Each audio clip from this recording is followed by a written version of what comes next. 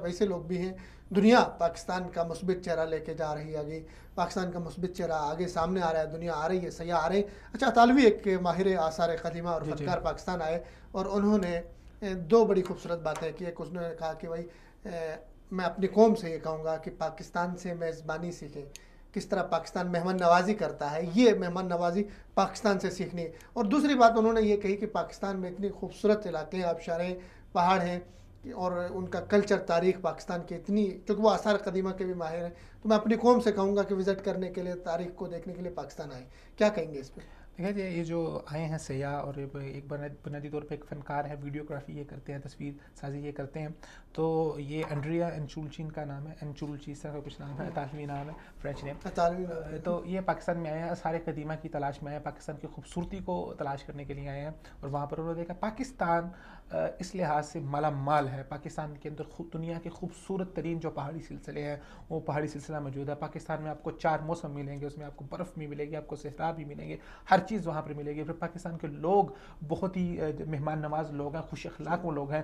جو لوگ آتے ہیں وہ وہاں پر آ کے اس بات کا اعتراف کرتے ہیں. تو پاکستان کے پاس بہت زیادہ پوٹینشیل ہے جو آپ کی انڈسٹری ہے اس کی سیاحت کی. پاکستان کو اس کے اندر کوشش کر کے پاکستان کو اس کو زیادہ سے زیادہ ایوالو کرنا چاہیے, اور لوگوں کو زیادہ سے زیادہ یہاں پہ لانا چاہیے, جس سے پاکستان کے جو اکانومی ہے وہ بہت زیادہ بہتر ہو سکتی ہے. آپ کی ٹریولنگ انڈسٹری اگر آپ دنیا میں جا کے دیکھیں تو دبئی کی پوری جو معیشت ہے اس میں بہت بڑا حصہ آپ کی ٹریول انڈسٹری وہاں کی وہ پیش کر رہی ہے.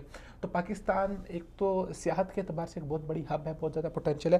پھر پاکستان کے اندر, پوری دنیا کے اندر جو لوگ تاریخ کی ریسرچ کرتے ہیں, جو لوگ آثار قدیمہ کی ریسرچ کرتے ہیں, پاکستان کے پاس وہ بہت زیادہ چیزیں ہیں. اگر آپ اسلام آباد میں دیکھیں تو اسلام آباد سے تقریباً 80 کلومیٹر کے فاصلے پہ دنیا کی سب سے قدیم ترین یونیورسٹی, جو سب سے پہلی یونیورسٹی بنی تھی, جو ٹیکسلا کی جو تہذیب ہے, تو وہ ٹیکسلا کی یونیورسٹی وہاں پر دریافت ہوئی ہے. پھر خود پوٹوہاری جو ثقافت ہے اس کے بارے میں ماہرین کا کہنا ہے کہ 8000 سال پرانی ثقافت ہے. پھر پاکستان میں موہنجو دارو کی جو ثقافت ہے وہ دریافت ہوئی ہے. پھر سندھ چلیں جائیں, آپ اندرون سندھ چلیں جائیں, اندرون سندھ کی ثقافت تو وہ کئی ہزار سالوں سے چلتی آ رہی ہے. تو یہ ایک بہت بڑی آپ کے پاس ہب ہے, آپ کے پاس پوٹینشیل ہے. اور مزے کی بات یہ ہے کہ دنیا نے اس وقت جتنے بھی مقامات تھے سیاحتی وہ سب دیکھ چکے ہیں. وہ یورپ کا سفر کر چکے ہیں, وہ سوئٹزرلینڈ جا چکے ہیں, وہ دبئی جا چکے ہیں, وہ سب جگہ کو دیکھ کے تھک گئے ہیں, نیا کچھ دیکھنا چاہتے ہیں. تو یہ پاکستان کے پاس بہت اچھا وقت ہے. پاکستان اپنی جو ٹریولنگ کی انڈسٹری ہے, اپنی جو سیاحت کی انڈسٹری ہے, اس کو پاکستان ایوالو کرے. اور اس پہ وزیر اعظم نے کل قطر میں بھی بات کی, انہوں نے کہا کہ ہمارے پاس سیاحت کے مواقع بھی بہت زیادہ ہیں. تو پاکستان کو اس پر باقاعدہ طور پہ جو ہماری منسٹری ہے اس کو باقاعدہ طور پہ کچھ ایسے اقدامات کرنے چاہیے.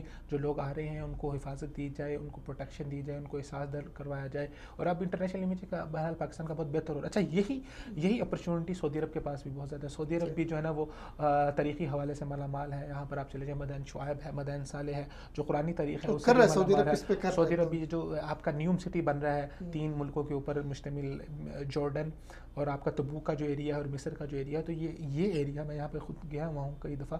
تو یہ ایریا آپ کا آثار قدیمہ کے حوالے سے مالا مال ہے. تو سعودی عرب کے پاس بھی بہت اچھی اپرچونٹی ہے. سعودی عرب اگر اس حوالے سے کام کرے, اور وہ کر رہا ہے, تو آگے آنے والے مستقبل کے اندر پاکستان اور سعودی عرب کو اس حوالے سے بہت زیادہ اپنی معیشت کو مستحکم کرنے میں فائدہ ہو سکتا ہے.